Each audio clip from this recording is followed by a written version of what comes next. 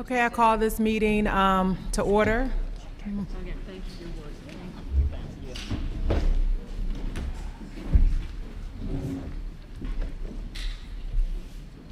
And we are just continuing the discussion, and we can just start with whomever would like to begin.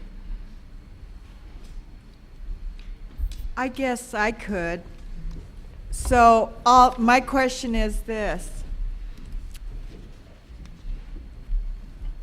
Are we all in agreement that it will be removed? Council? Just a question. I'd like to answer that. I think that speaking for me, this has been, I mean, I've already spoke, this has been hugely informative and helpful to hear your perspective, and I think that there's an opportunity actually to do a lot more with the park than we could without it there. There's going to be a question which we'll have to hear about from staff about how much this will cost and how it can happen. The logistical things are really important. I know that when we were looking at the lease statute, there's questions about roads and building, where does it go? But I would like to know the answers to those questions, but I think it's probably going to be for the next council also. But if the decision were made right now, I think if the cost and if it's practical, I think it should go next to Lewis and Clark Park, and that we ought to make use of this park for whole other purposes. I think that would make a lot of sense, and that your perspective has been invaluable for me thinking about it. So it is my hope that we leave here today. I mean, we are a body, we've been called to order. We can make at least the first decision of whether we agree to move the statue. I don't think that should come, and I'm not saying that that's what you were saying from the next council. We can do in terms of the cost and, asking staff to go and look at, presenting us with location, the fees that it would take to move the statue. That could come at a later date. Hopefully that's something we could have by the, second meeting in September. If not, December, yes. End of the year. If not, then that would roll over to, maybe a January meeting. But based on what I heard from staff today, it appears that is information that they could get us for us to, consider. So that would be my desire, to not leave the space without making the decision that we know we could make today. Mm-hmm. I'm hoping today that by resolution, a decision will be made. And I believe for those of you that are outgoing, you shared with us that you will be outgoing from office, that this will be your legacy, for New Tomorrow. And I'm hoping that a resolution will be made. This is going to be just it's going to sound like kind of an annoying bureaucratic detail, but I don't think that we can, as a matter of procedure, vote on a resolution if it hasn't been noticed for the public before regular meetings. So I don't think there's not a resolution that we have before us, so we can't vote in this meeting on something if the public hasn't been noticed in advance and they've had time to digest it and to appear to a regular city council meeting. So that's just a point about our procedures. Mayor Walker, may I say something? And I would like for Mr. Blair to respond to that when you've finished. If I may. So again, thank you. I've had really beautiful conversations in the break with several of you, and I just want to begin by saying that the way the morning started, for me, the word that keeps coming over and over in my mind, it was sacramental. It was grace-filled. The actions that you performed, you engaged, you conferred upon us, I felt, was profoundly filled with grace, and grace is the ability to do good, that I believe. So I want to thank you for that, because that is the way I know I make, the better decisions. Yes. And we have, as I said earlier, this golden opportunity already with the street improvement project. The statue's going to move. Yes, it can just move away from that location. This is a statue that we can possibly put in another location within our region so that we still tell that story in context about why it was moved, what Sacagawea really meant for the expedition. But moving it, I am prepared to say and direct to our staff to please write a resolution saying that this council is moving the statue to a location to be determined, or perhaps between now and that resolution we can confirm that the exploratory center will receive it. As much specificity as possible would be helpful. That I'm prepared to direct our staff to do that today, because Mr. Signer is correct. We can't vote on it now, but we can direct staff to prepare it. Then the follow-up resolution would be the appropriations, but that needs more research. We need to know what the cost is, the logistics of it. The timing of it is another question. I think Vice Mayor Hill made an excellent point that you don't want to change a city's traffic patterns any more than once. So when we go to do, the good thing is that this is phase 1 of our West Main Street Improvement Project. So when that begins and you start rerouting traffic, that's when it makes sense to move it, because otherwise you'd be disrupting traffic twice, and that's a safety precaution. It's not to belittle this major action.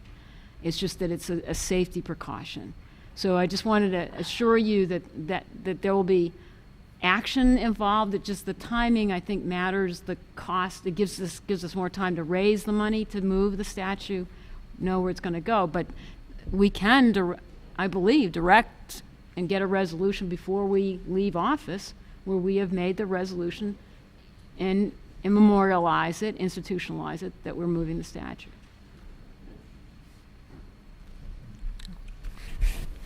You know, you keep saying you leave in office. When is that? When would that be? What date? Well, December 31, 2019, but our last council meeting is December 16, so that could be the deadline for the resolution for passage. Okay. And if you passed a resolution, how long would it take to get this other work done, given the cost? I'm trying to get a date where we'll definitely see something done. Can you give us a date? That would be a question for the city manager. And could we just hear in terms of comments about responses to the question? Sure. Actually, for resolution, this meeting was publicly noticed. So ordinances require 2 readings, and appropriations, I believe, over $500 require 2 readings. But if it was the council's desire today, you can, in fact, pass a resolution if that's your desire today. Just wanted to clear that up. I thought, but Mr. Blair,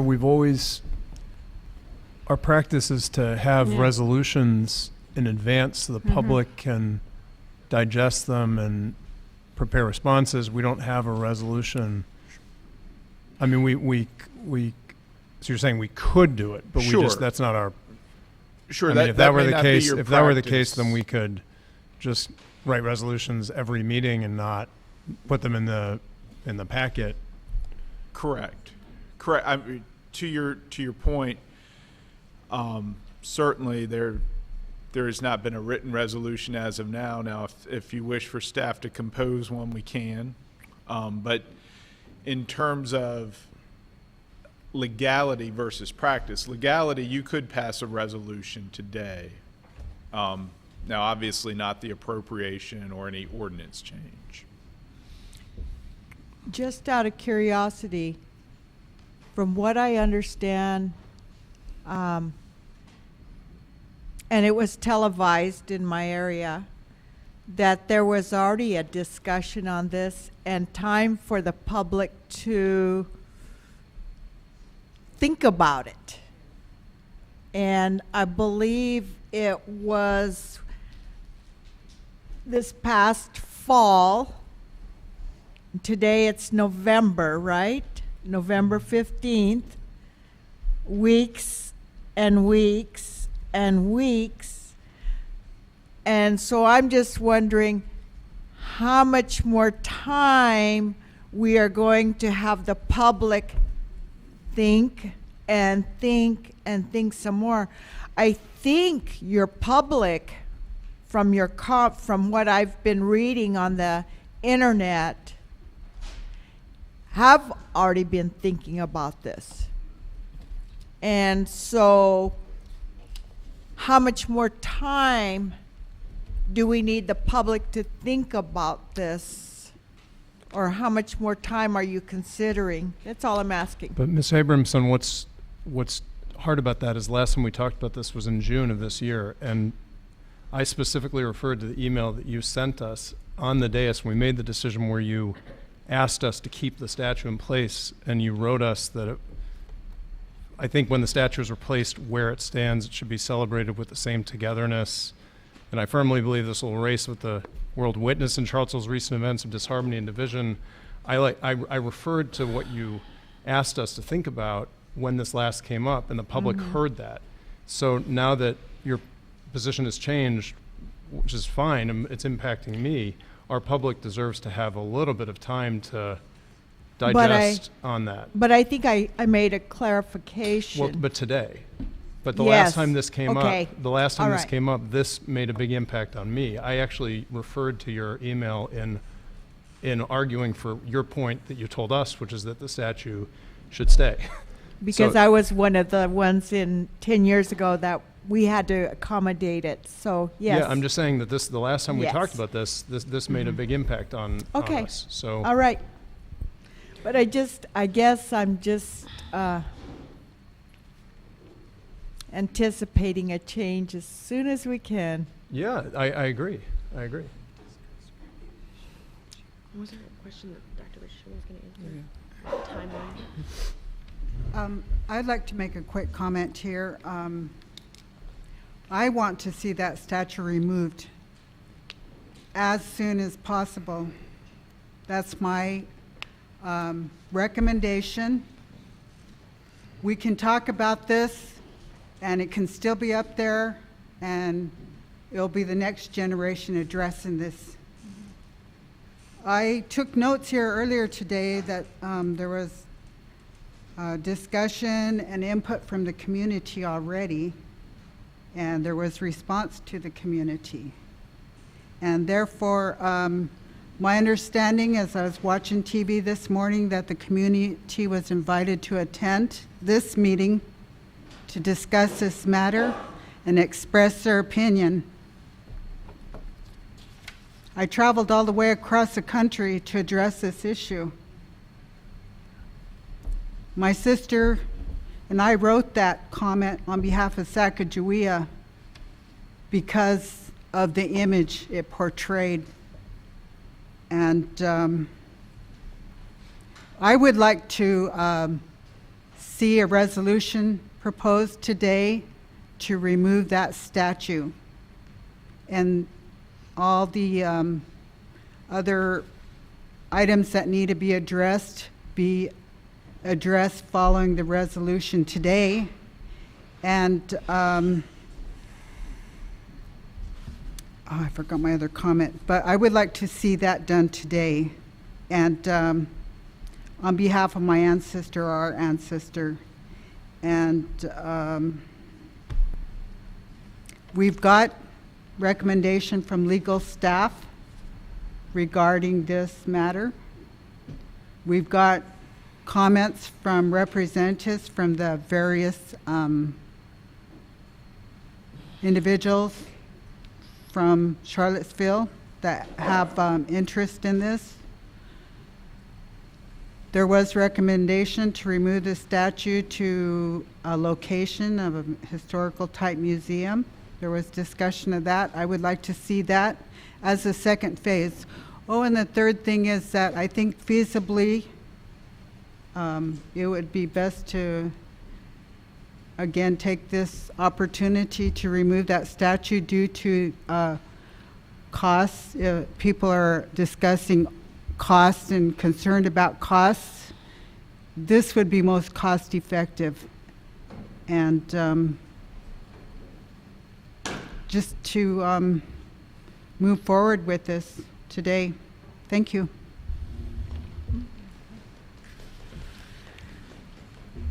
You're welcome once again. The first question that was asked was, in terms of removal and Speak up, cost. please. Can you hear me now? Yes. I had to move the mic, but anyway, I'll just taller people. First and foremost, we will be able to get quotes within a month time frame. And then go into the RFP process. But through the quotes, we will be able to better provide the council with the amount of money that it will cost for the removal, and then give us a chance to actually look at the overall budget and say where those funds can come from.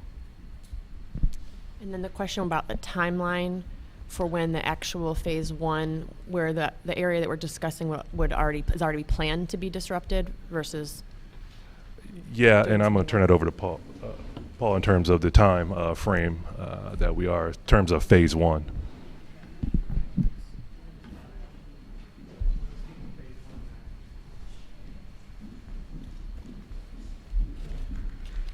So phase one of the streetscape, we're currently re-scoping things to ensure that we're meeting all the state requirements. We then need to go to right-of-way, so we are proposing that construction will begin in 2021.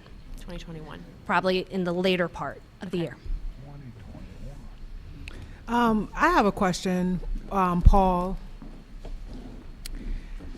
So can you speak to the Councilor Galvin's comments about disrupting it twice in terms of that median section? I just have a question about how moving the statue would change the traffic pattern, because the streets would remain that we currently drive on would stay the same. So how would that process?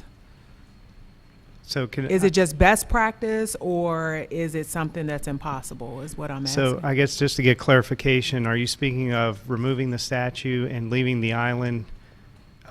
Well, she just talked about disrupting the traffic pattern, so waiting until this now late 21 date to move the statue. And I'm asking is it impossible for us to consider moving that before that late 21? No, if you would prefer to expedite the removal, I'm sure that we could work with a weekend night schedule of removal. There would be some traffic impact involved and probably some detours that would be required during the removal, but that could be incorporated in the request for quotes in the bid process. Is include, as an alternate, doing that removal during nights or weekend hours as an option or an alternate. And so, Mayor Walker, please, I had no idea that it was going to be as late as 2021 for the phase one construction. I thought we were talking about next year starting. So, yeah, this is a different calculation. I didn't realize we were that far away. I thought it was sooner. So I guess, again, for point of clarification, if we go out and request for quotes just to get a ballpark estimate for your second meeting in December, you would like that to be included as an alternative? As well as the timeline. Okay. Great.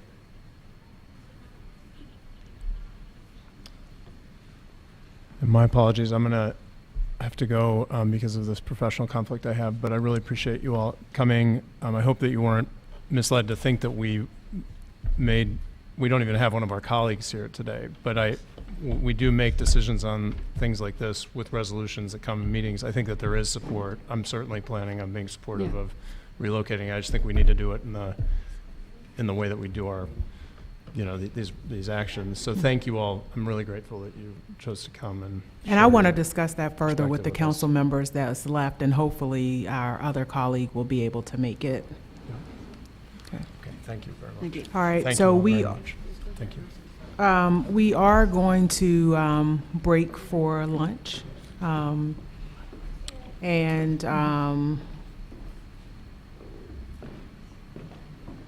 reconvene at, well, we're going to have a discussion during lunch. So just maybe take 15 minutes or so to get lunch. So in the order of that our staff has put together for lunch is for our guests to get their lunch first, and then followed by staff, and then city, by council, then city staff, and then other members of the public. So if we can just get lunch in that order. So if you all, our guests, if you all can get your food first.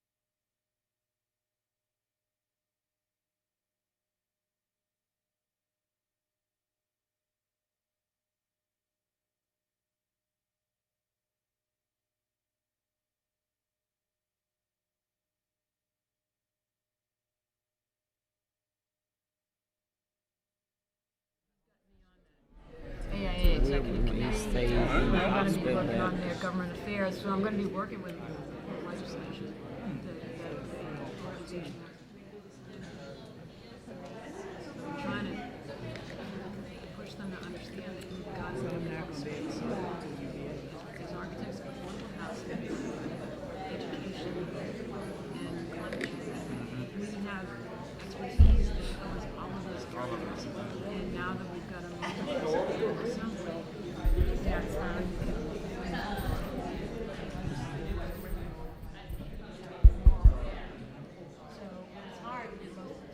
So we're going to get started again in about 2 minutes.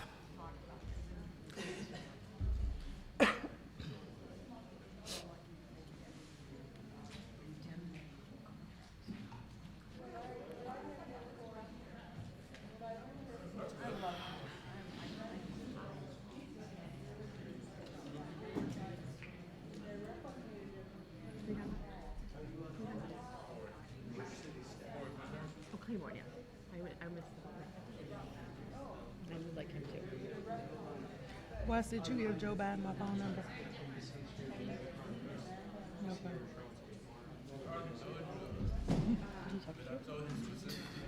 Joe Biden texted. All of them have asked to meet and everything's been going on. I told him specifically.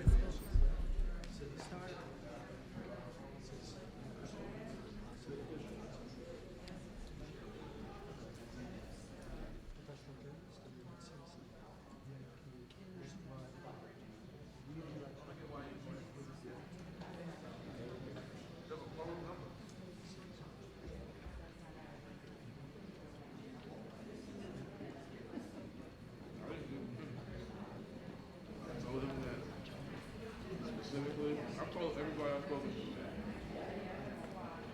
she was filming and y'all. So it wasn't.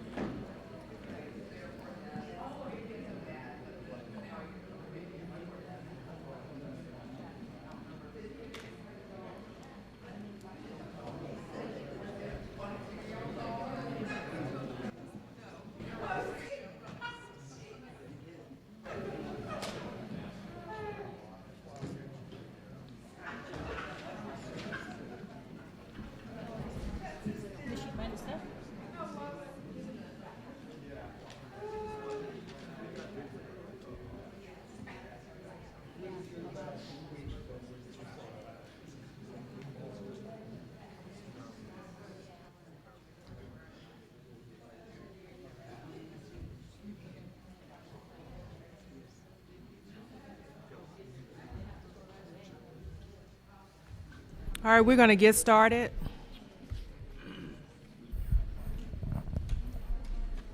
Because the basketball's starting upstairs. That work session, Yeah, we had that. Was that Tuesday or Wednesday when we had the work session? Wednesday. That's volleyball night. It was booming up there. Oh yeah, they go hard. And so I call this meeting back to order. And we can, before council makes any comments going forward, were there any additional comments that you all had to share or thoughts?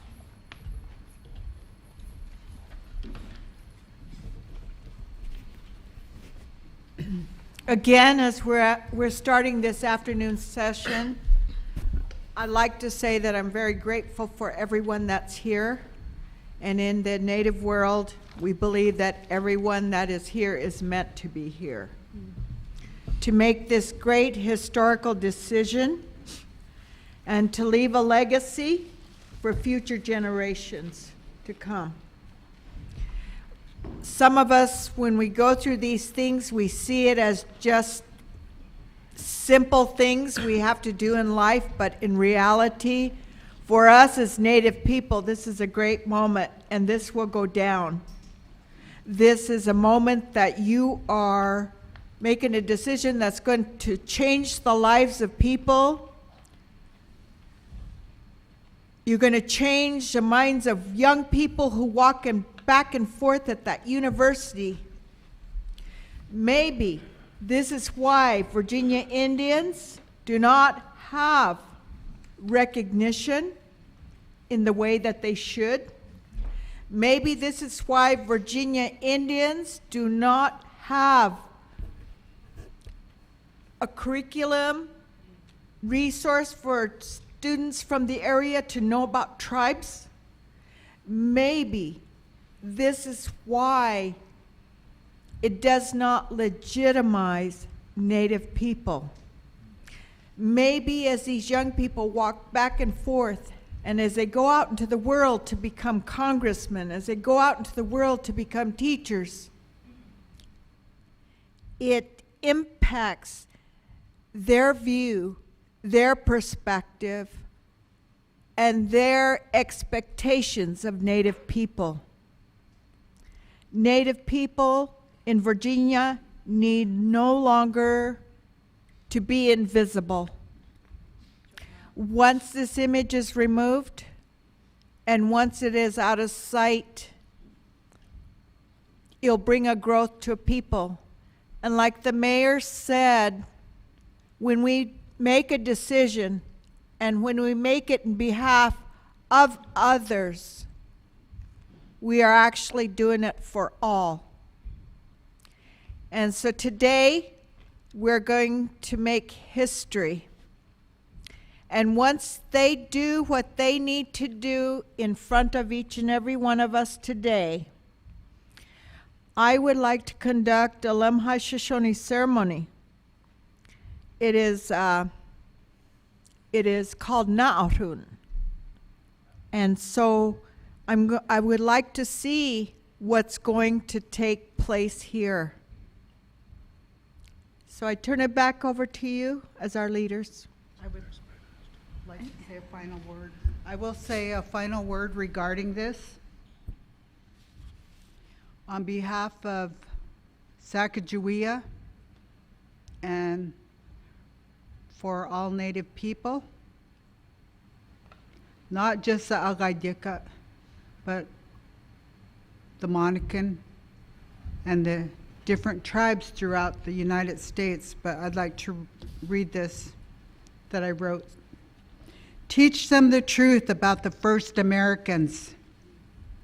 One of the first teachings amongst Native people is to have respect for all things, beginning with oneself. When we give each child the opportunity to grow and learn about the rich history and culture of their forefathers, only then can they grow strong without fear and doubt of their own worth. And for this, and being cognizant of our ancestor, I ask that you consider this. Thank you. Thank you. Any comments?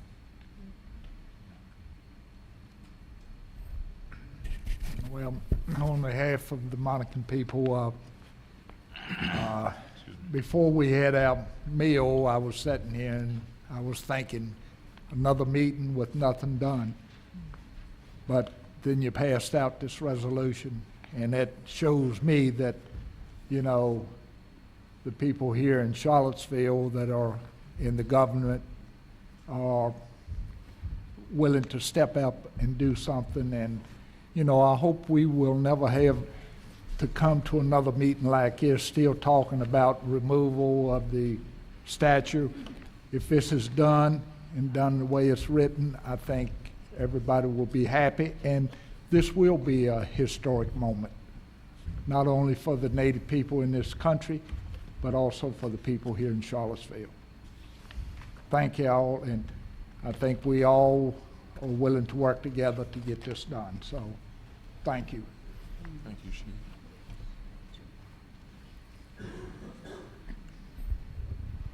Chukma Yakuke, gratitude for the gifts of your words and your works. This means so much to me that hopefully my grandchildren will be raised in a more respectful environment. And I appreciate every single one of you. And let's follow through. Let's keep walking.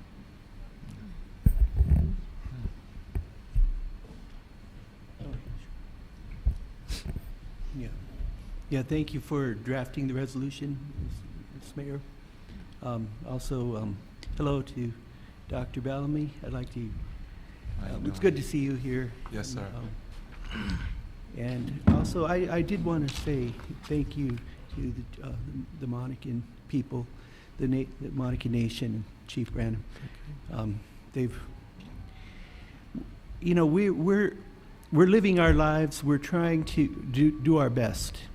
You know, we're hanging in here as Native people here in Charlottesville, and this is a very positive step. It's been a long time in coming. I think we're building community here, and I think this is democratic, and I feel like it's a step forward for humanity. And you know, I think about how important Charlottesville is.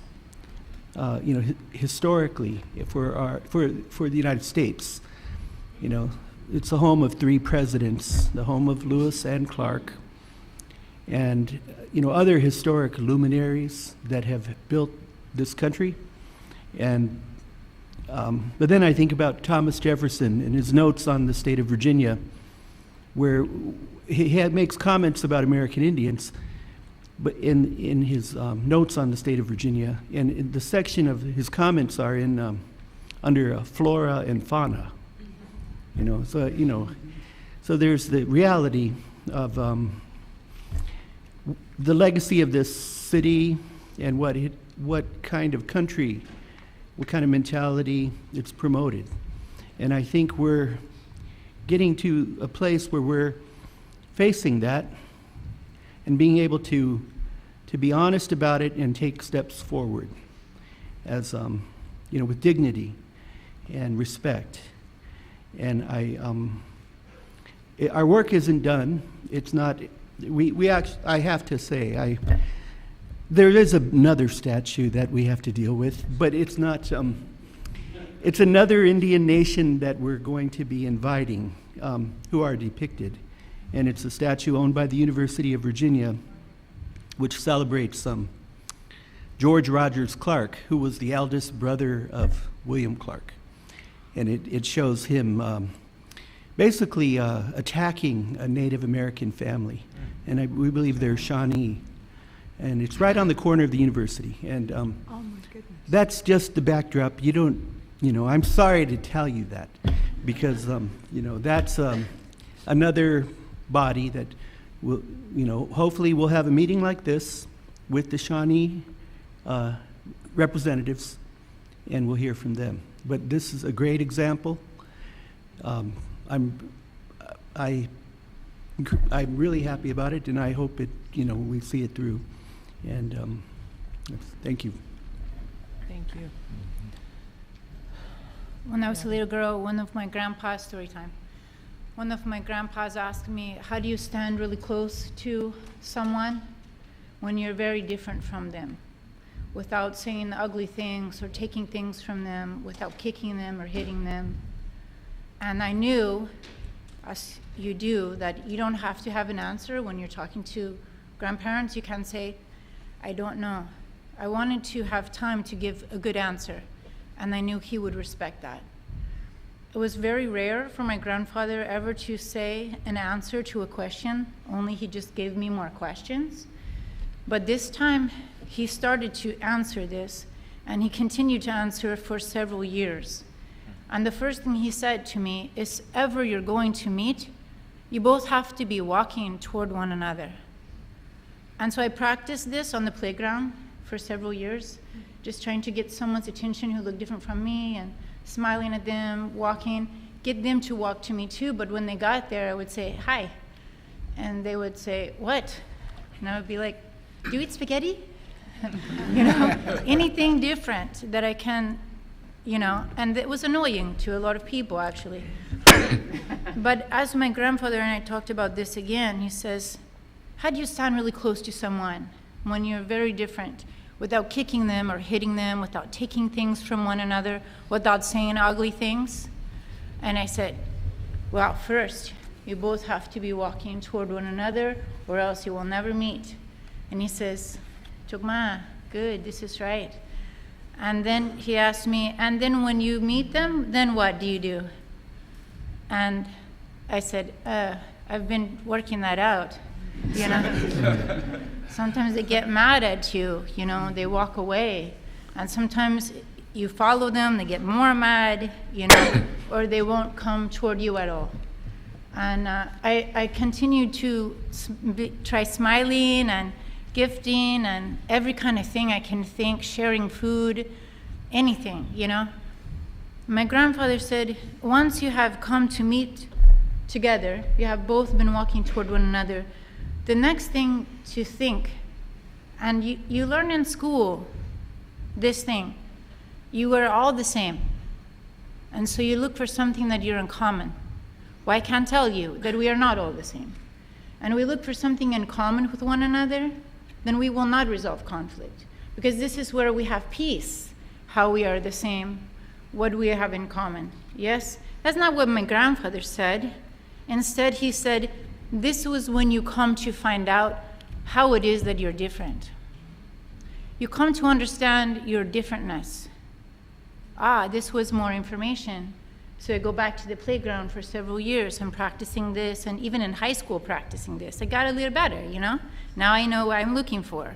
And I know a lot of things that are different about me, especially when I moved from my community to a large school with thousands of children, all different from each other.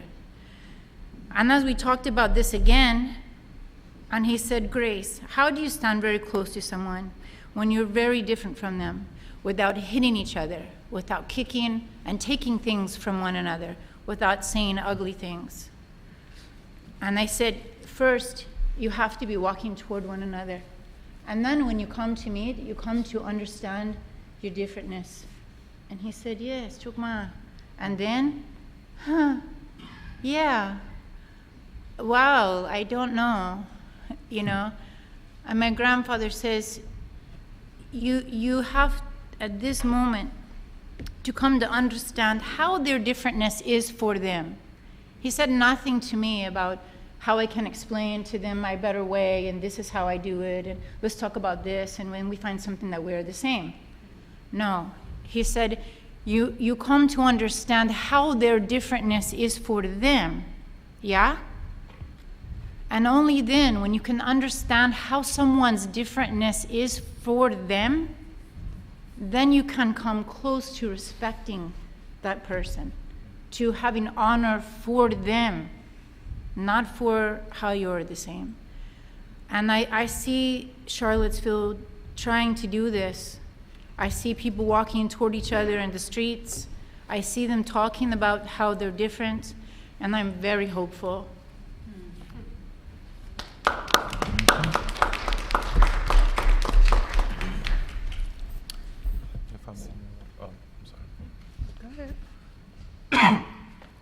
I just wanted to say very briefly, it's really good to be here with you all. I apologize for my tardiness. My daughter shows everyone who is in control all of the time. So I'm really, really happy to be here. And again, I know a few of you from different capacities, and I know I worked with a couple of you a couple of years back when we wrote the resolution to no longer celebrate the individual who shall not be named, but fully celebrate Indigenous Day, Indigenous Peoples Day. And I was really glad that we were able to do that. Rest in power to Miss Wood. She put a lot of work into that, and I'm really happy that you all are here. Very briefly, my great-grandmother is half Cherokee, and I remember her telling me stories, and I mentioned this before, but I remember her telling me stories about her mother and things that I just didn't quite understand, because I'm like, well, how can you be Cherokee but we're black? And then her explaining to me the closeness of the two, and how oftentimes in where they're from in South Carolina, people having to work together in a wide variety of ways. So again, I'm really, really happy that you all are here, and again, I apologize for being late. So before I read a resolution that I would like for my colleagues to consider today, and at the end I'll read it so the public will be on record. You know, we've been talking about this path forward and what does it look like since, what's been termed here the summer of hate. And for a lot of people, they did not have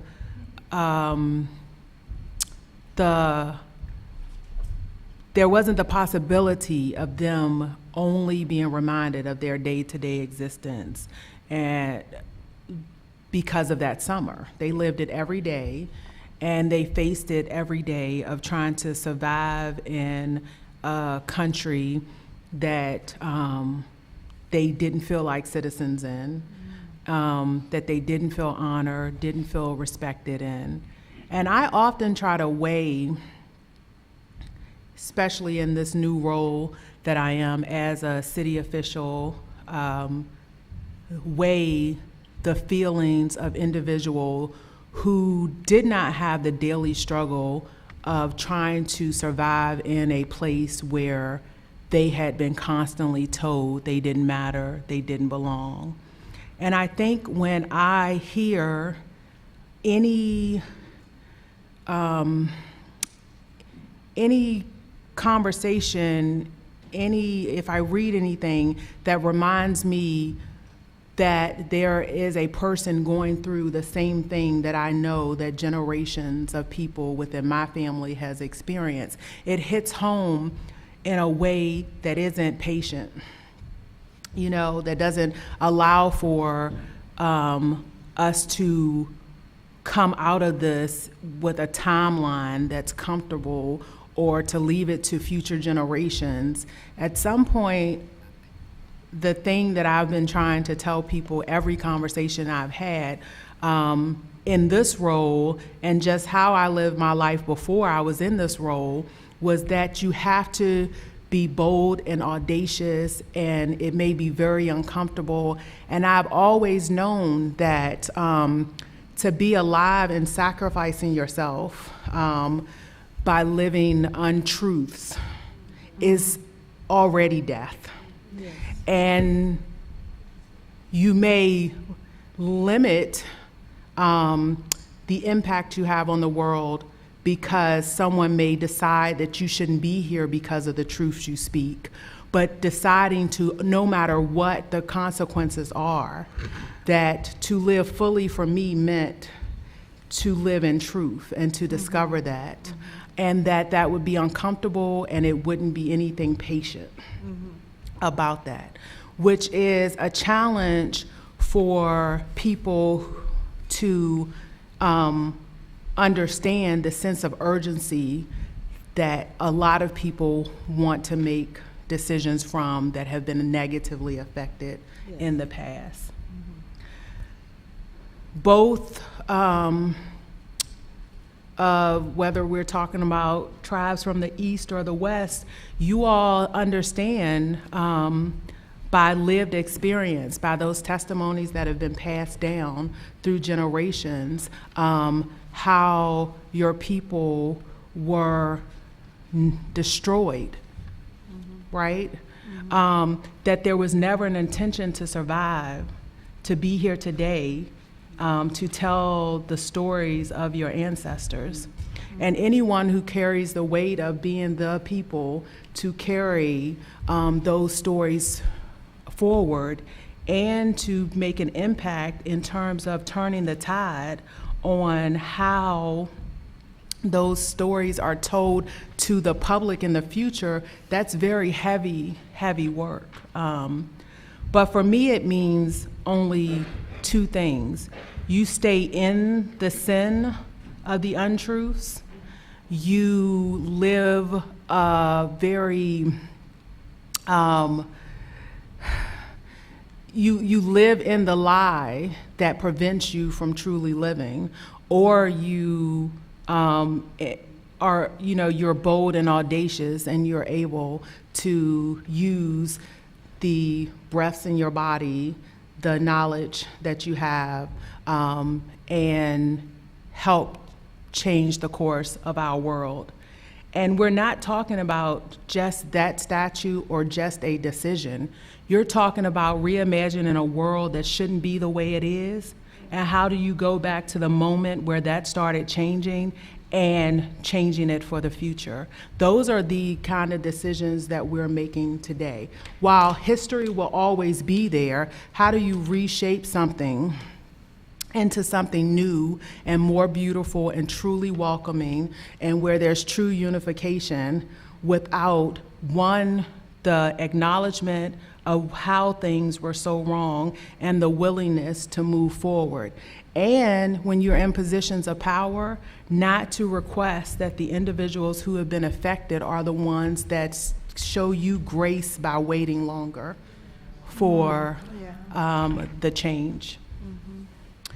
So with that energy, I had our city attorney draft a resolution, because while it may not be practical the way we usually do things, nothing about reinventing, reimagining, rediscovering this world will follow paths that have been followed forever. And so since it is not illegal, I would like for council to consider the following. So, resolution directing staff to prepare removal of the statue located on West Main Street depicting Sacagawea, Meriwether Lewis, and William Clark. Whereas the Charlottesville City Council convened a work session on November 15, 2019 to discuss the statue depicting Sacagawea, Meriwether Lewis, and William Clark, located on West Main Street in the city of Charlottesville, Virginia. And whereas the Charlottesville City Council received input on the statues from representatives of the Shoshone and Monacan tribes, including the lineal descendants of Sacagawea. And whereas the lineal descendants of Sacagawea expressed their extreme displeasure with the depiction of Sacagawea in the statue located on West Main Street. Now, therefore, it be resolved by the Council of the City of Charlottesville, Virginia, that staff is directed to present the council with a plan for removal of the statue from the West Main Street, and such plan shall include a cost estimate for the removal of the statue, as well as options for the disposal of the statue. And be it further resolved by the Council of the City of Charlottesville that staff is directed to present a plan to the council of a new statue of Sacagawea with primary consultation from indigenous people on the design of the statue.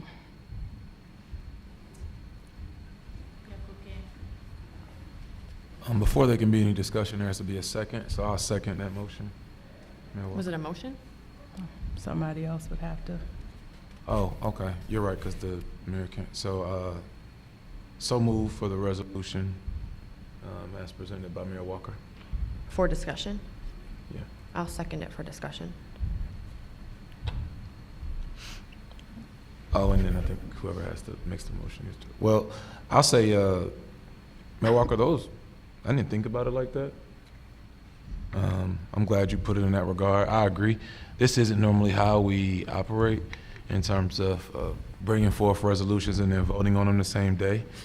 But I do think, as you alluded to, there is a strong will for us to, these are kind of uncharacteristic times, and sometimes we have to do things in an unconventional manner.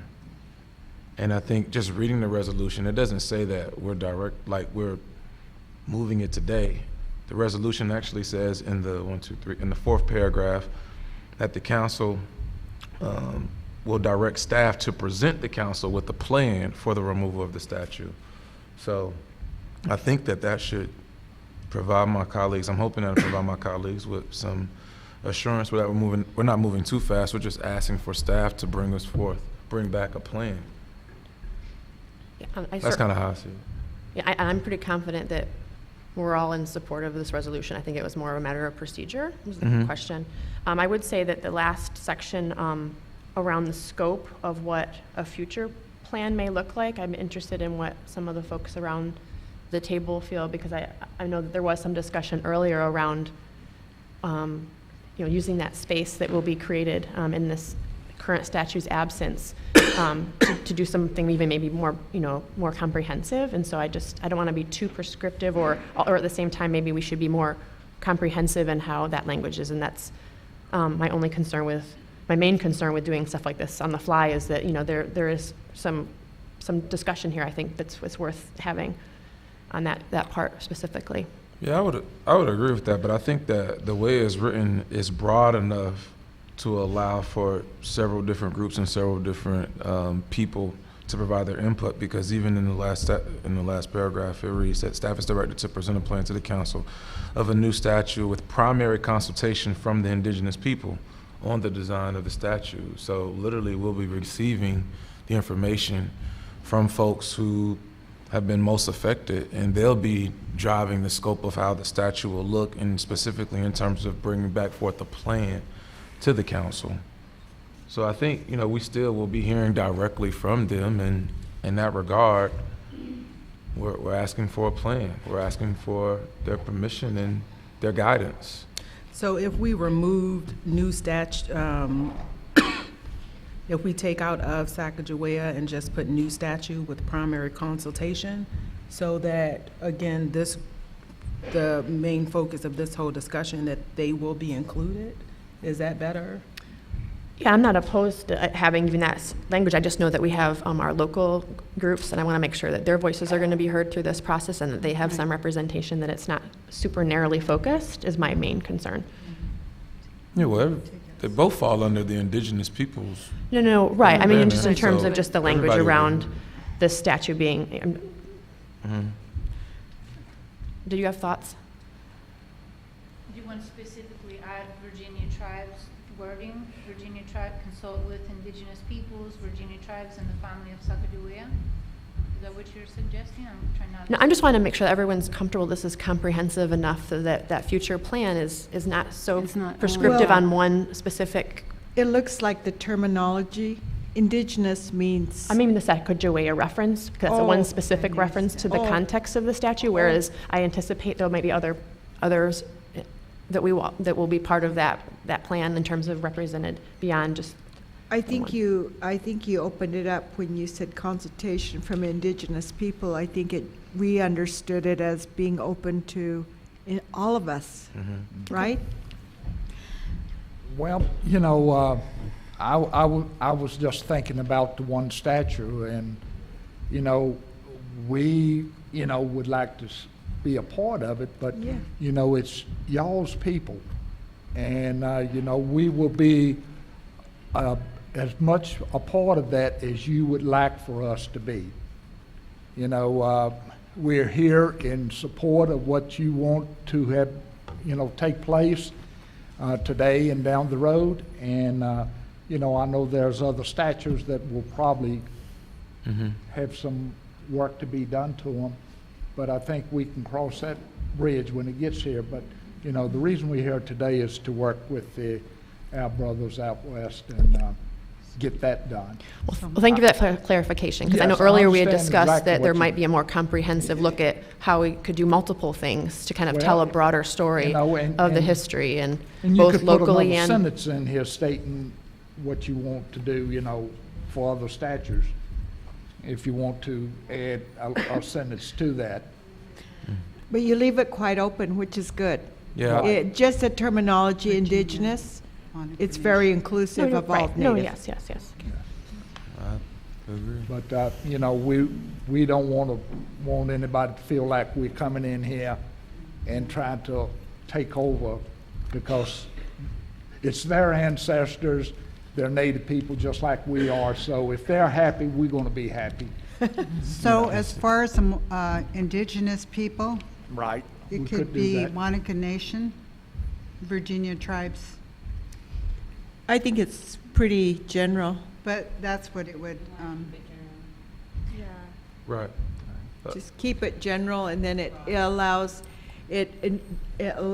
the Indians in Charlottesville, it allows Yeah. the tribes, and it allows us. Yeah. And so I think it's a good way to leave that open. Okay. so it's fine. But would you want to add in community feedback? I mean, is that what you? No, I was more just at the scope of what that future plan may be. It may be beyond a specific statue of Sacagawea. That's one component, but it might be more than that. And so I want to make sure we're as comprehensive. It's actually not around the indigenous people phrasing. It's more around the scope of what we're trying to take on. Because like Mike was saying earlier, we have a real opportunity here to tell a broader story, perhaps. And in our conversations at lunchtime, telling the story of the Monacan people has never been told as well. So I think that's in keeping with what Councilor Hill is saying, that it could be a new statue of Sacagawea as well as a memorialization of the native peoples of Virginia. Yes. With primary consultation. Does that? Yes. Yes. I think That's all I was that's getting where, at, yeah. that's So are where you the scope of that, it leaves it open to, she could be gifted, have, like Native people have different things that they carry. And she could have something about the Monacan in her hands. I mean, you can leave it open. Yes. Kathy, would you, Councilor Galvin, would you like to modify that language with what So you said? I'll just say it again, make sure I got it right. So it would be, so be it further resolved by the Council of the City of Charlottesville that staff is directed to present a plan to the Council of a new statue of Sacagawea and other memorializations of Virginia Native peoples with primary consultation from indigenous people on the design of the statue and other memorializations. So in other memorializations of Virginia Native people, I would agree with that. I think that bodes well for us and it's all encompassing. So I guess since I made Mr. Blitt, where's Mr. I would like to continue, though, this discussion about the timing of this. I do think it's important that we have a conversation about process and when we vote on the resolution matters. If I may. Yes, I just want to ask before you go, you making a change, is that a friendly amendment? Do I need to make a formal amendment? Yes, I do. But we're not. Yes, ma'am, if you can make an amendment and then have it seconded. Yeah. Okay. And then a vote on. Okay. Okay, so I make a friendly amendment to the last be it resolved that by the Council of the City of Charlottesville that staff is directed to present a plan to the Council of a new statue of Sacagawea and other memorializations of Virginia Native peoples with primary consultation from indigenous people on the design of the statue and other memorializations of Virginia Native peoples. I would accept that friendly amendment. We need to vote On the amendment? on the amendment. Yep. All right, so. I'm voting on the amendment. Voting Right. on the amendment, not the. Right. not the But resolution again, itself. Mr. Player, I know you said there's nothing illegal about this, but I really need to say that there was nothing in our notice in the meeting today that there was going to be a vote on an action item. And number two, there's nothing that we've ever done in order for the sake of transparency and quite frankly for the legitimacy of what we do as representatives of an elected body in a community that we haven't done, where we haven't posted it. The public needs to see this. And then we put it on a public meeting on a Monday night. People can come and speak to it, and then we vote on it. I'm looking out at the community right now. There's about 30 people in the community, in this audience, and 2/3 of them are either staff or the press. And I want this to have legitimacy for perpetuity.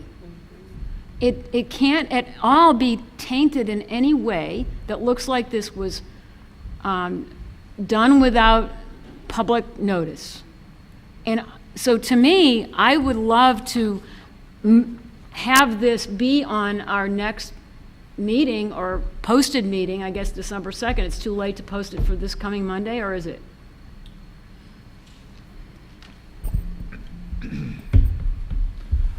The council can always amend its agenda at the meeting itself. I believe it takes two Okay. council members to ask to amend the agenda at that time. And then is it possible to send a notice through Mr. Wheeler that we're having this vote on Monday night? So Yes, he's that would be indicating my he would. preference, is that we amend the agenda on this coming Monday, a public meeting, to have this vote with this rewritten resolution. And then we have an opportunity to notify the public that this is happening so that nothing is looked upon as this being done behind closed doors. We've got to be committed to transparency. We are a democratic society. So Kathy, they were here in 2009. We had this discussion. This meeting is noticed. For us to be here together, having this discussion means that this is a public meeting. The news is here. We are being recorded, live stream, and all of this information is public. This is very different from making a decision like this than behind closed doors meetings that have happened without this level of public input forever, that have affected the very people that we're talking about today. So we can, I think, if you're uncomfortable with voting today, that's one thing, but to say that this lacks transparency, that's the reason for it, that isn't true. I am saying that I am uncomfortable voting for this today because the public was not notified that we were going to be voting on something like this today, and that is where there's a problem with transparency. We've been also talking all this morning in a very, very good space about the need to promote unity, kindness, love, humility, and it would be very sad that because there is a desire to have even greater transparency and be very much consistent with our policies, that the public is understanding of what we're doing, that we break down this day, this very special day, in discord. And I do want to vote on this resolution. I do not want to vote on it today because I think the public needs to see it. Mayor, may I make a comment? I'm from the outside, looking in, and I saw this meeting continually on the news this morning. I did too. And I'm sure that people are very aware that we are here. And I was watching all the media, the journalists, everyone that was here. And I think they're watching to see us make a decision. And I know that people are aware of this. I, just as a visitor, kept seeing it on the news. And I think it's an opportune time, but I'm seeing a little bit of a reluctancy, and I don't understand why. But I think a decision could be made, at least on the resolution, and if you make a choice to the next meeting, at least we know, as when we're leaving, that there's a decision that's been made. So we can go. And we traveled this ways. We went through, it's hard for you to understand our epistemology as Native people, but we believe the spiritual world and the physical world is connected. There's a lot of things that have happened to us to come here, to be here, to experience what we have had here. I can't begin to tell you. Very spiritual things. And it is not my insistence, but I feel at the insistence of the spirit of my ancestor that a decision needs to be made. It's been 10 years since we talked about this. It's been 1919 that her spirit had to endure that image of being, I think my daughter best described it, being set to the side like a monkey, a dog, a pet. And so I think we need to stand up. There's times we need to stand up in our lives for right, the truth. And I know sometimes we're afraid when we're in a public office, when we're in a public position. But people have voted for you. They trust your decision. They trust who you are. And I'm going to call you to at least make a decision so that before we go back, we know that it was not all in for nothing. And thank you. I think Ms. Roseanne, you make a phenomenal point, specifically in regards to you all being here. And you're right, we don't understand what it takes for you to come. And it hurts me, Chief, to hear you say initially before you changed your mind, like you thought another meeting for nothing. We don't want you all to feel that way, especially in this where we think the city is going in terms of us making amends and trying to truly reconcile. And I think that's right, honey. I think that it is okay for us in some regards to make special changes and do things that may be out of the norm, because this isn't a normal kind of circumstance. And I think the public will trust that we did the right thing, and they know based on the history, bless you, sweetheart, they know based on the history that we did do the right thing if we take the vote. I think somebody really wants us to take the vote. And I would say at this point, my one regret would be that, Mr. Signer, who really, certainly this experience he really enjoyed meeting you, and I know that this was a very positive, he learned a lot today, and so I'm disappointed that our schedules were such that not all 5 of us could be here at the same time as we were considering these decisions, because I do think this has unanimous support from this council. All due respect to the council, this is the second open to the public, open to public conversation and discussion meeting that I myself have attended this year. It has been continuously discussed in the public, and the public was given the option to come and discuss for the first meeting where I spoke and Guy spoke, and for this meeting. And we are here in front of the family who cannot be coming back over and over. They're here now. The Monacan Nation is here now. And I keep thinking about this thing that Winona LaDuke says. She says, how old are you in your ability to say, I'm sorry? And she says the US government is about the age 4, where they say, I'm sorry, as they run past you, shoving you on the playground, So when you talk about having an opportunity of transparency, and being leaders, you have an opportunity in transparency with the legal process by which you have followed to the letter, with multiple discussions to make sure that is true. And I'm standing here asking you to be truthful with your eyes, with your mouth, with your ears, and with your heart as we prayed together outside before we came in. Oh, can I? My reading of the resolution is, it just calls for development of plans. The part to be it resolved. Staff is directed to present the council with a plan for the removal, cost estimates, and staff is directed to present a plan to the council of a new statute, Sacagawea, with indigenous consultation, basically.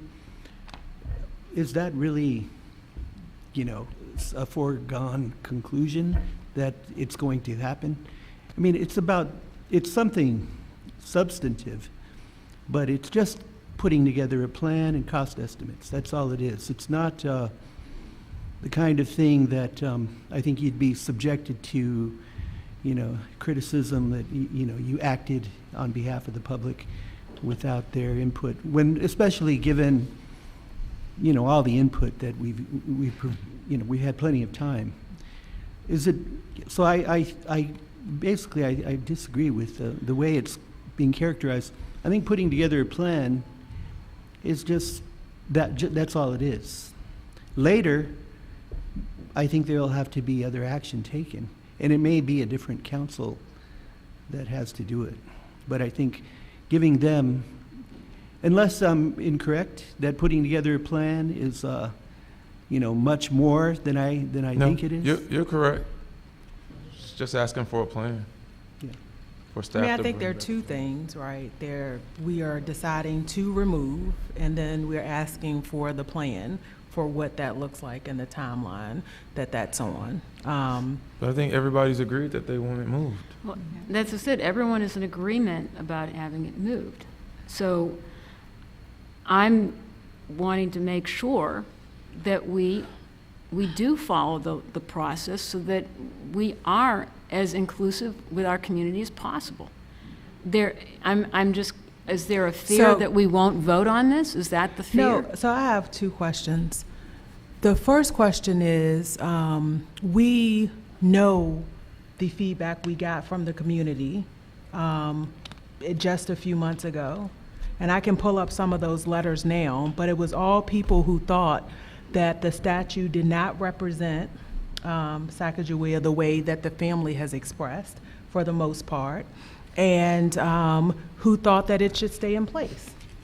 So we know that unless those tides have turned, that's the primary feedback that we will receive, giving people another opportunity, or if they change course, then there will be no issues. Either way, we have received that feedback in the past.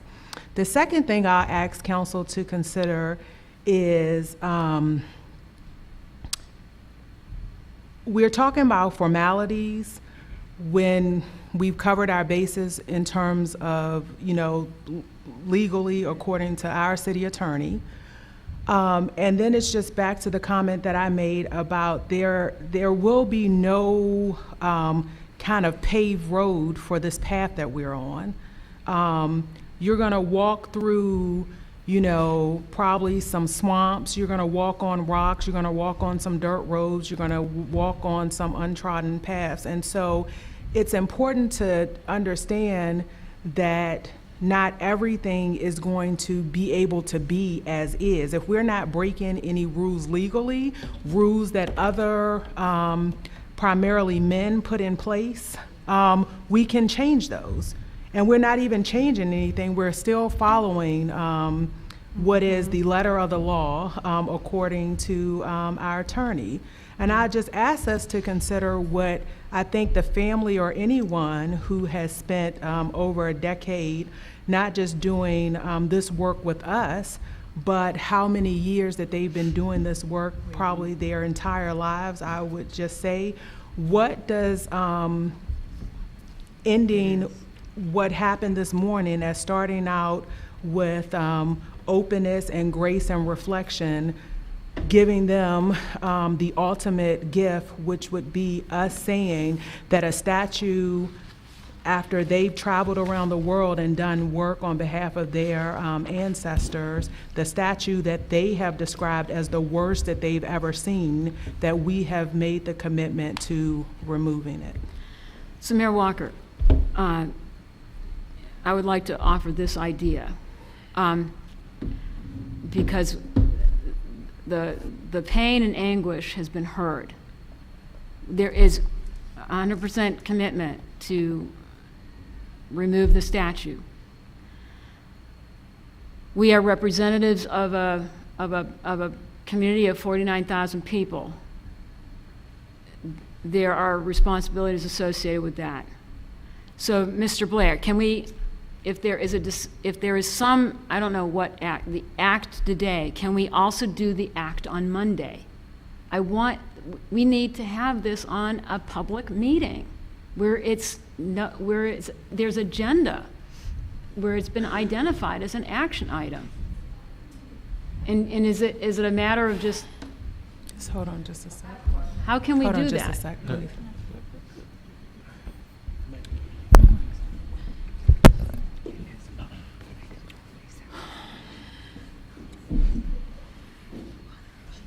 Well, I think to answer your question, I don't think you could vote on the resolution today and vote on the same resolution on Monday. You know, once the council has taken an action, it's taken an action, and it's really just duplicative to take the same action on Monday. I think in terms of, if you were saying, is there something you could do today and still consider this resolution on Monday? Certainly this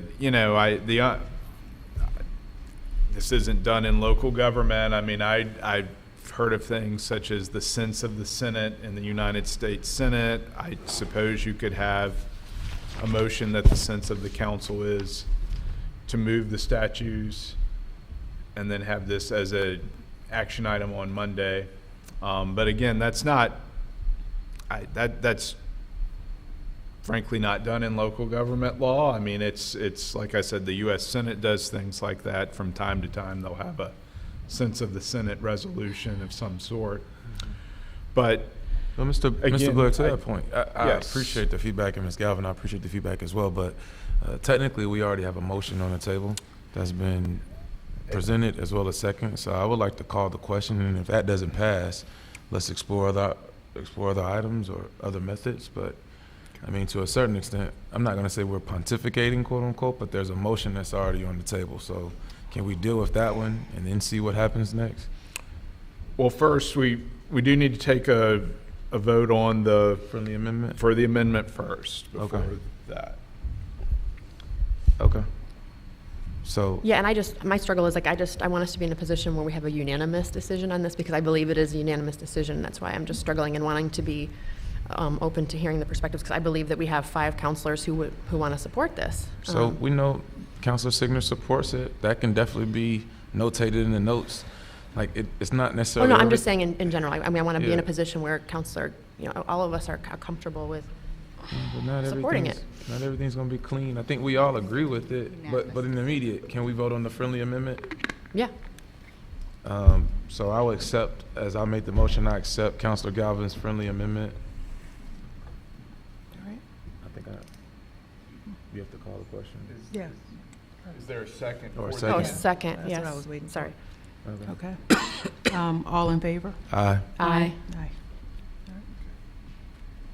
And then I'd like to call the question for the motion made revolving the resolution directing staff to prepare the removal of the statue located on West Main Street depicting Sacagawea, Meriwether Lewis, and William Clark, with the friendly amendment as accepted by Councilor Galvin.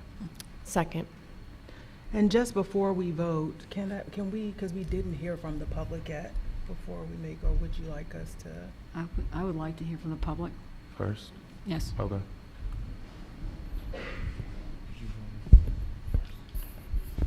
Well, I think once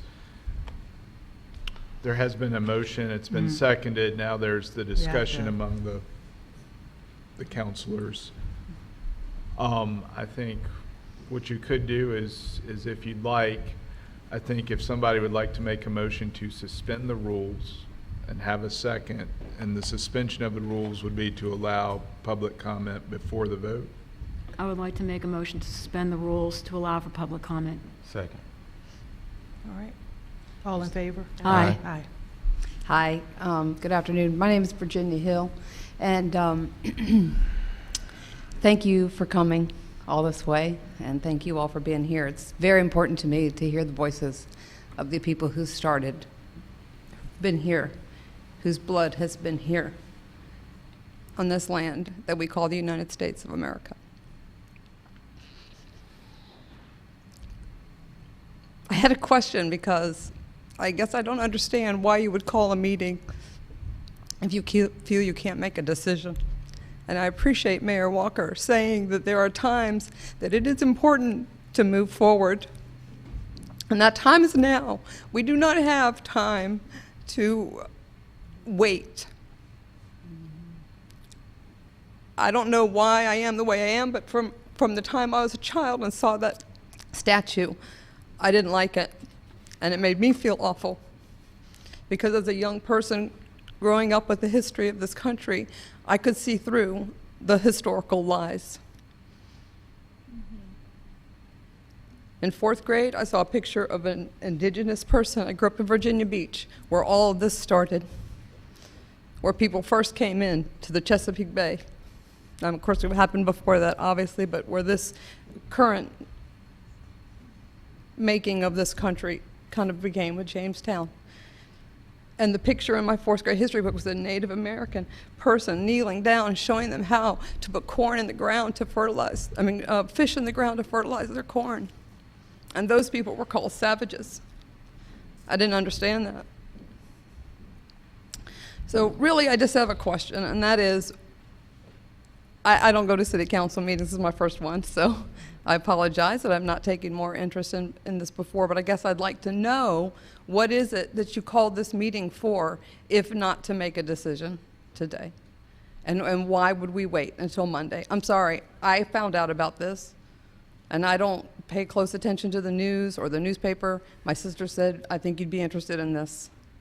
And I did not expect to be here for 5 hours. I had an appointment I went off to, and I came back because I knew I wanted to be here. And I just think it's important that you make this decision and that you have the ability to stand on your conviction of who you are representing. We chose you. And there's been decisions made that I don't particularly appreciate in this town, but I don't, unless I'm going to go out and stand and say something, I chose these people, So I guess I'm just asking you to make a decision today in front of these people who have come here, obviously for a second time, a long ways, to say what they feel about their family and how they've been represented. And listen to your heart more than anything else. I think that's Willow spoke about integrity, and out at the ceremony today, to listen to your heart. That's the thing you need to listen to. If we don't start moving as a people in this world to listening to our hearts and making decisions that are tough and just doing it, feel good about it. That's all I have to say. Thank you. Thank you.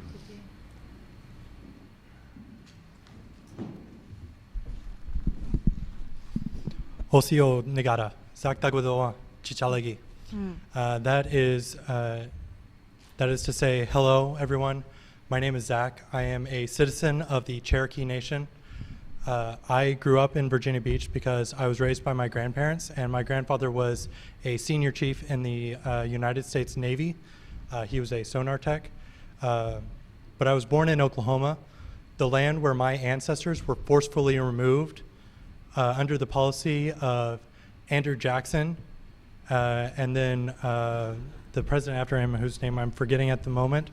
But that policy was promoted and advocated for and then implemented by Jackson after being learned about from the writings of Thomas Jefferson.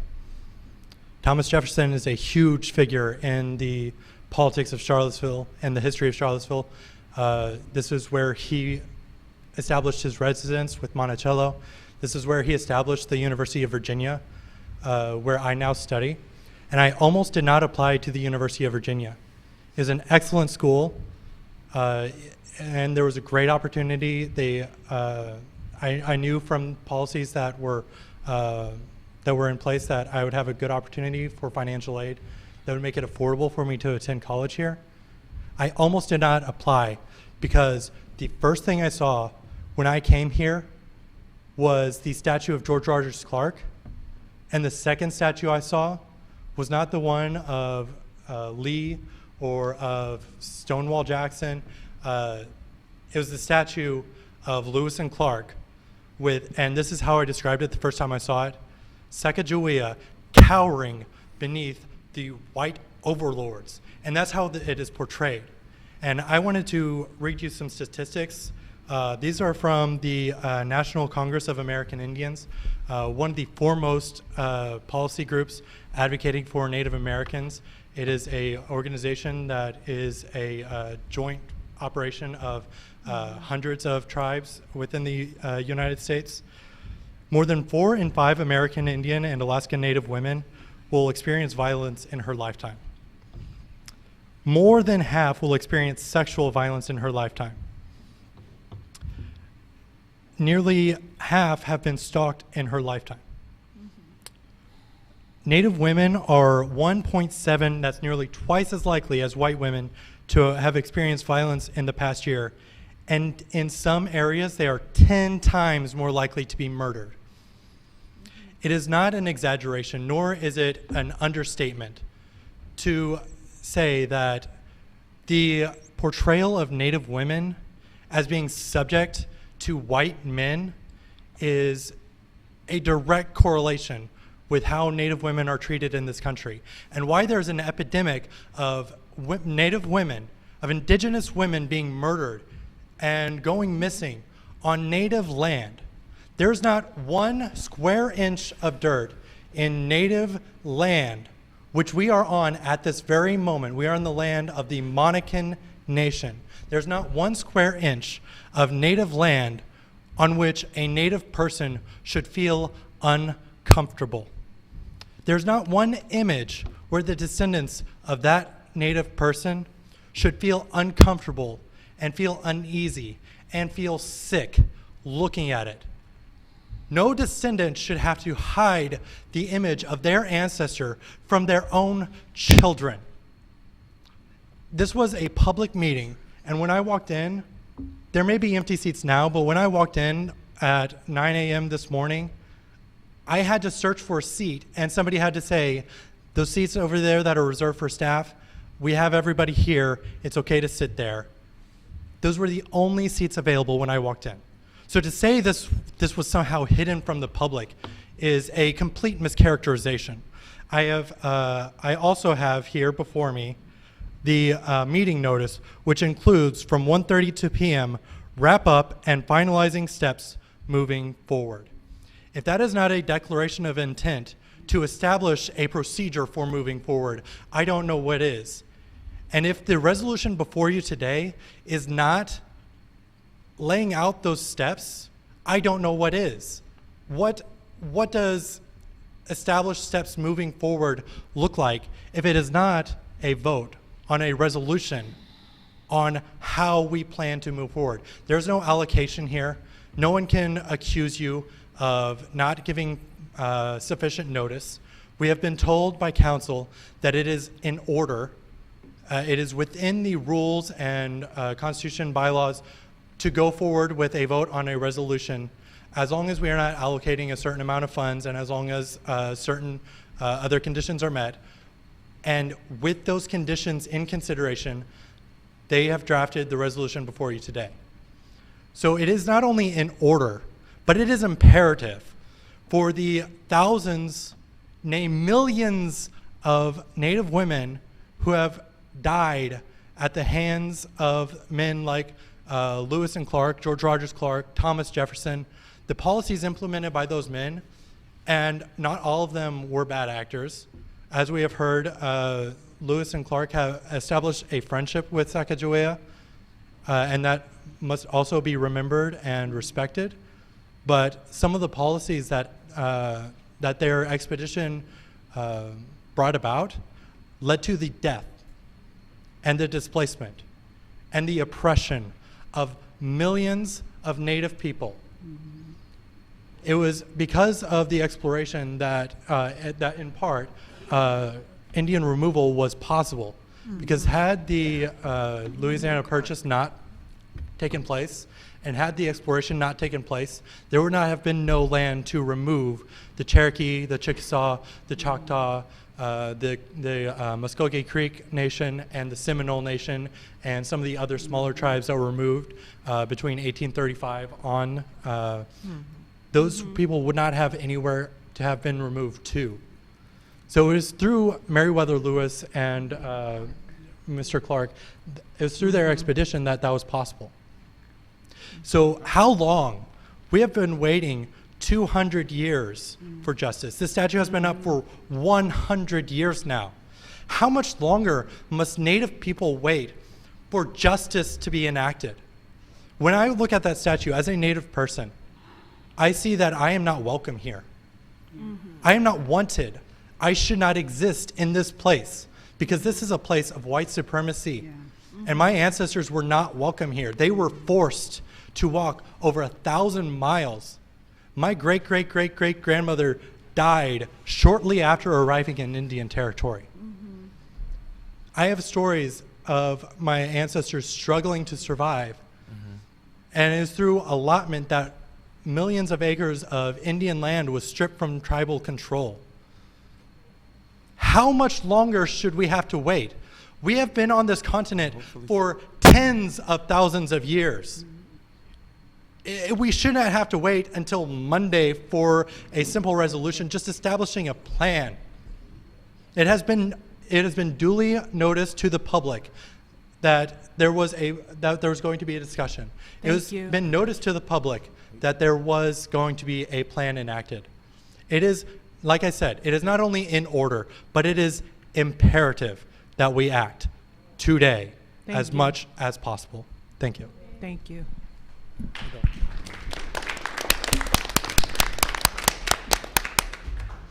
I may be the only person in this room foolish enough to follow and act like that. That was beautifully put. I just want to say that the overwhelming thing to me is that you are here, that they have traveled all this way, and that they specifically asked that a decision be made today. That's what they asked. And Grace's story about differences just really hit home. It's beautiful. And Counselor Galvin, I recognize our difference on this.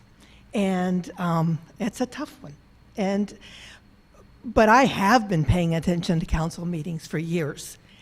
And it's been my observation that once you survey the facts very carefully, you investigate things carefully, but once you make up your mind, you seldom change it. And you've all expressed a resolve today.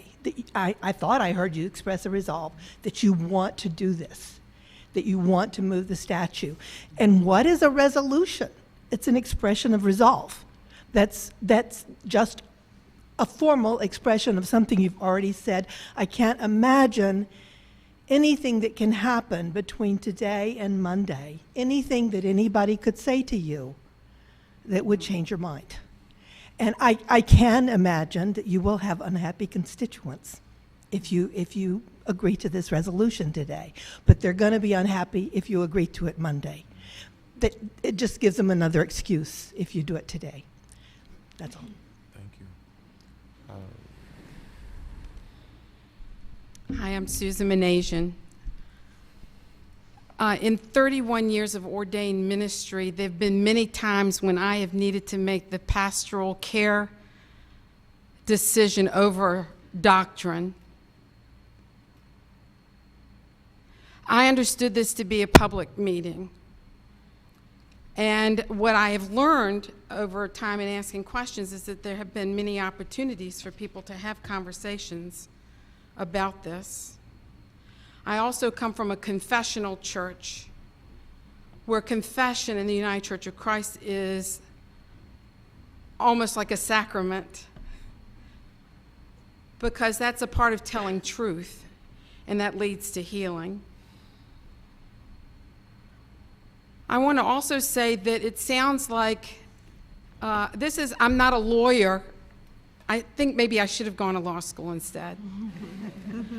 Made a better choice. I don't know.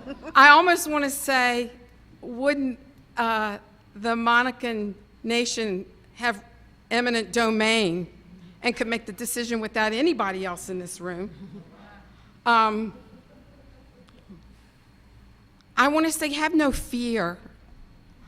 Because you have done the work, and you have a way that the one who did go to law school has shown that there is language that has the grace and gives you agency in such a time as this. Yeah. And I would say, don't be afraid. Because the reason these other ways of doing things are in place is to give you an opportunity when you know in your conscience and in your heart that it's the right thing to do.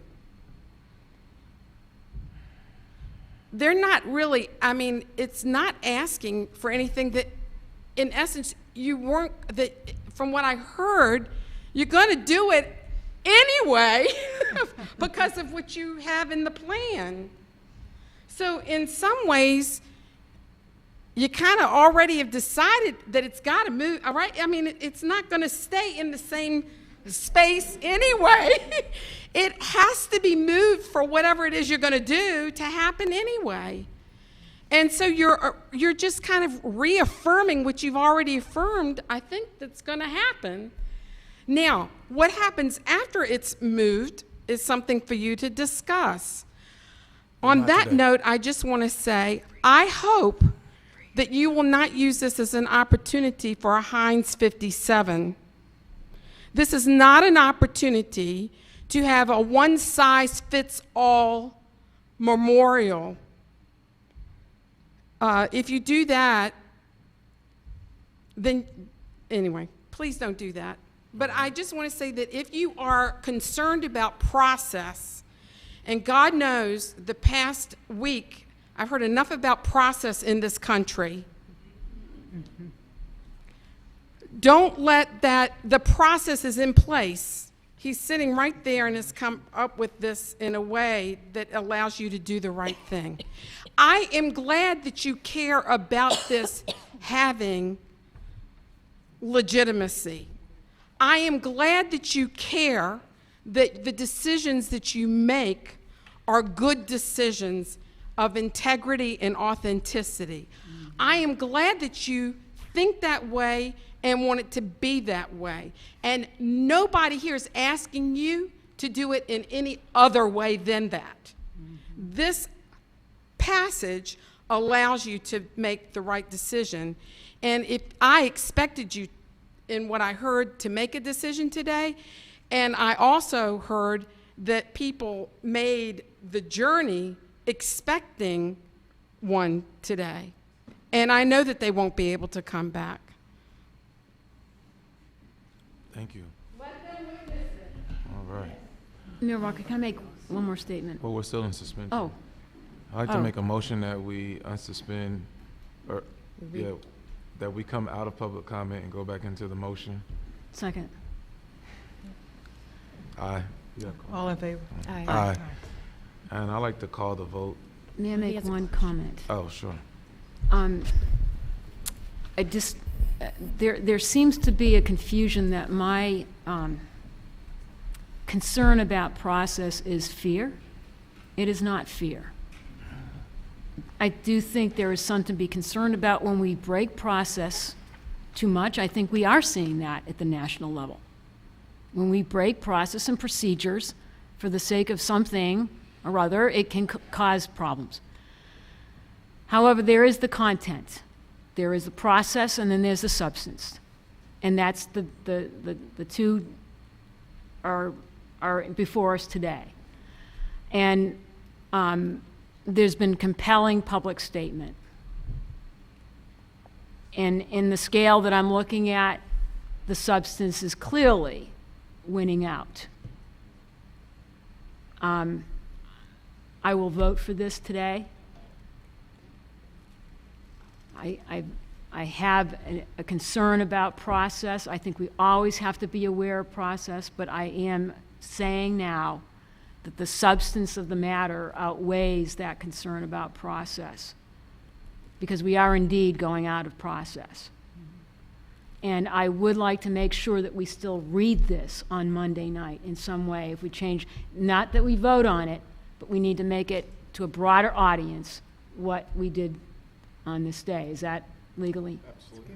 So thank you for the time to make this statement. And I wanted to make sure this was not out of fear. This was of real concern about my responsibility as an elected official, where process can be often abused. This is not that case. I wanted to make sure it was beyond reproach, because yes, it will get challenged. But that was not a reflection of my disrespect or disbelief. I believed everything you shared with us today, and it hit me to the core. But I do believe at this point in time the substance does overrule the process. We got to be committed to doing both right. Thank you, Councilor Galvin. Mayor Walker, I'd like to, as the individual who brought forth the resolution, I'd like to call the question for a vote. All right. All in favor? Aye. Aye. Aye. Any opposed? All right, it passes 4-0. Great. Can I do something?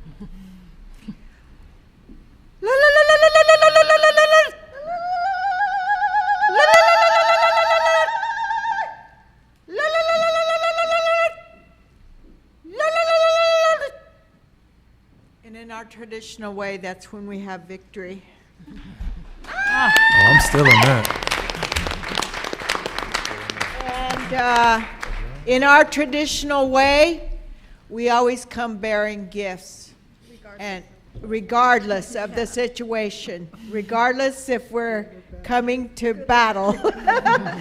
So for the mayor, may your thoughts be like a butterfly. May you always chase, butterflies are beautiful. May you always chase the beautiful and the good.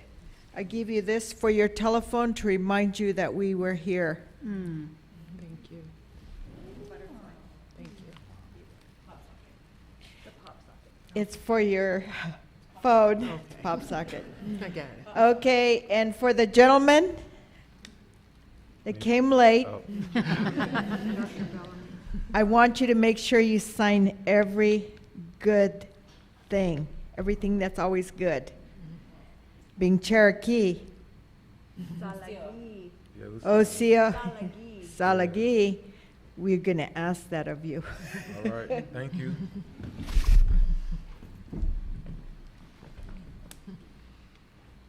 And for the two lovely ladies that listen to us, and for your beautiful blue eyes that I've been looking into, may you shine before others in whatever choices that you make.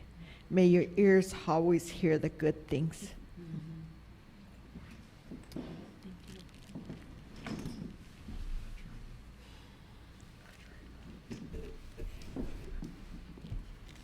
And for the lady at the end,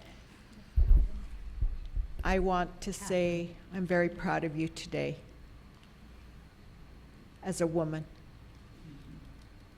La, la, la, la, la, la, la, la, la, la. And again, may you shine before others. May you always shine.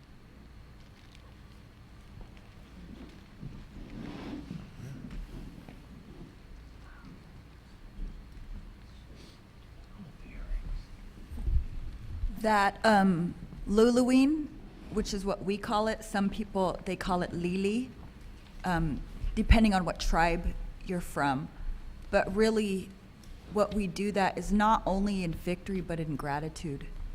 So when any of your, gratitude, thankfulness, because when you do that is when you might have had a war party sent out, or you might have sent somebody out hunting, and when you see them return, you would because you saw them again, and that's your gratitude. That's like a call to all of creation, and all of the cosmos can hear your gratitude. So that's what that was. Thank you. Thank you. And to the lawyer.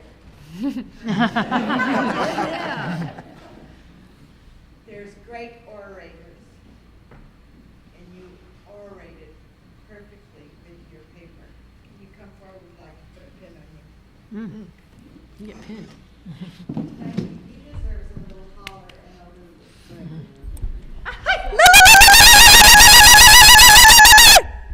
And I know this is different than many city council meetings you've been to. In some ways. Yeah. In some ways.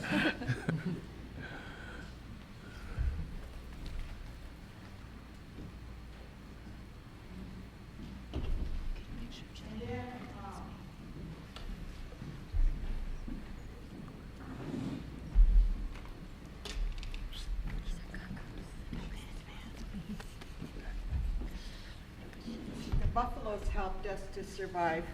So we bring you images. This is a young man who's one of the best beaters on our reservation. This is an image that he had. He's now beating for the top singers and rappers in the country. And so we thought that'd be nice for you to have. Oh, you want me to Put rap? it on your car. Bruno Mars. Bruno Mars and Ice Cube. Oh, okay. I can give you a little of that if you want me to. My daughter's here, so I'll save it for later. We put it outside. And then for the lady that is hosting us and with the hostess and just driving us around, and we're going to go hang out later to the best Italian restaurant. Vinny's. Vinny's. And she got water from the river. She got the most beautiful eyes.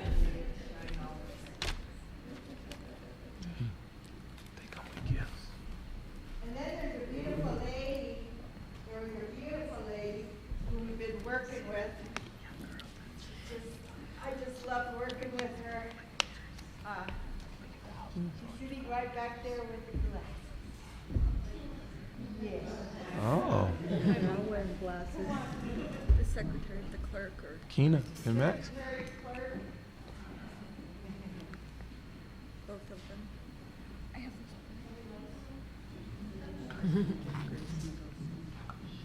This is for your next Saturday night.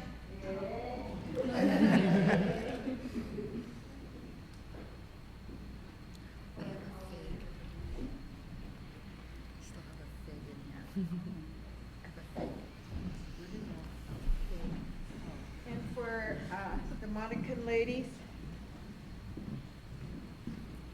And the men we have sage for you. Wear this, sister. I'll just go grab it. You got the keys?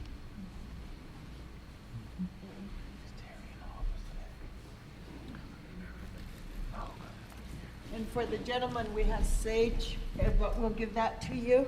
Okay. We'd like to thank you for having the vision.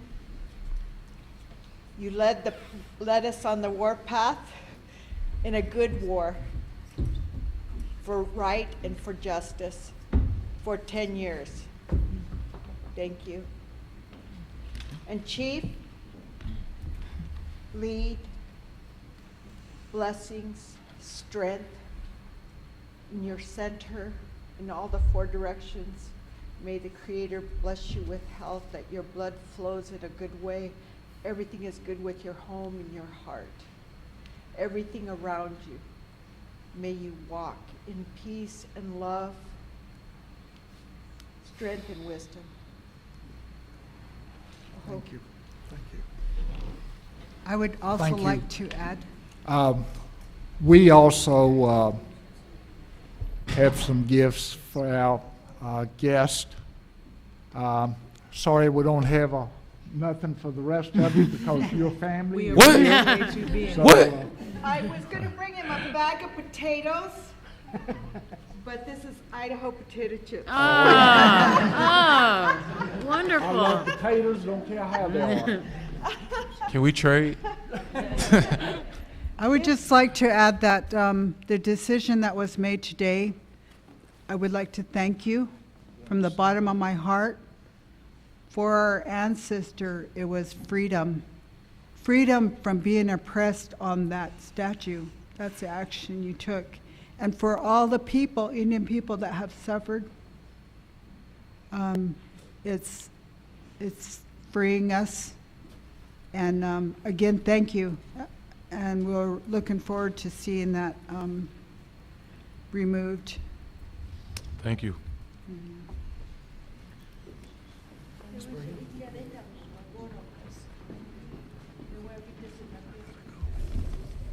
Goodness. Ah, yeah, right. Actually, we're gonna give you this gift here. These are honeysuckle baskets Indian made by head Miss nickel. Birdie. My grandfather met this man here. My grandfather was on the Buffalo Bill Wild West shows. Huh. And he met this man, and the man adopted him, so they Iron gave him Tail. this necklace. Oh, wow. That's impressive. And you wear it with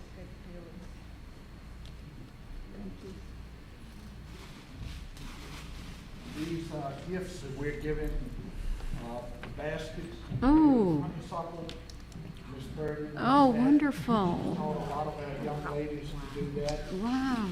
The piece of pottery I got here, one of our young ladies made this, and she works at Natural Bridge. If you ever get up there, you can Thank see you. her. Thank you.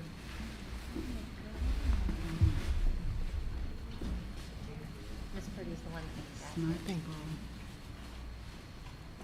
Oh, thank you. Piece of pottery. Thank one of our you. young ladies made.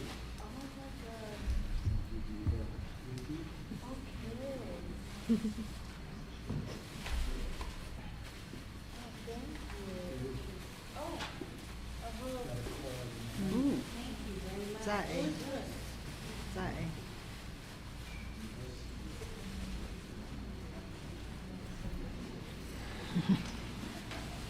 This is for you.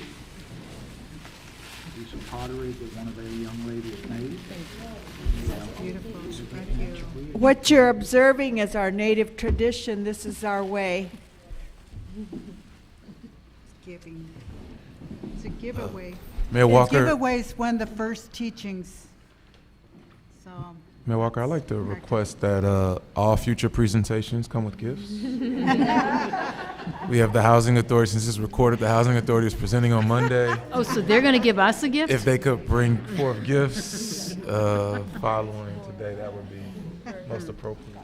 Or not, never mind. So on behalf of the Charlottesville City Council and city staff and the community, I want to say just thank you for your time today, your energy. We appreciate you traveling across the country to be here. We appreciate you all taking the day to spend with us. As was stated, on your land that we currently are blessed enough to occupy.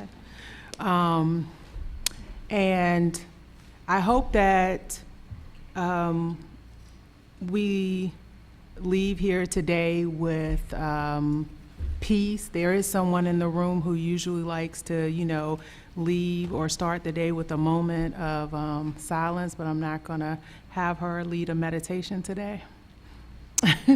But I appreciate you all being here, you all, bringing your energy, and I'm thankful for the work we did here today. All right, meeting adjourned.